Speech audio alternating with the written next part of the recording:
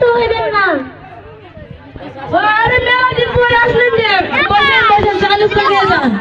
তাড়াতাড়ি জলদি করেন, আমার পাশের গ্রামে যেতে হবে। আচ্ছা আমার ছেলে জন্য বিয়ের প্রস্তুতি নিয়ে এসেছেন।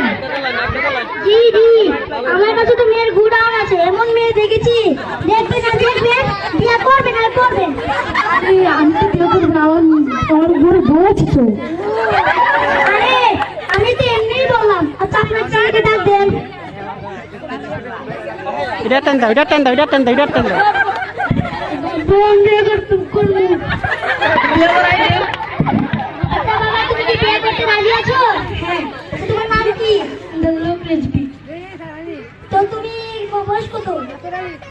15 তেইশ। তুমি কোন কলেজে পড়ো? ঢাকা বিশ্ববিদ্যালয়। কি নিয়ে পড়ো? কি নিয়ে পড়ো?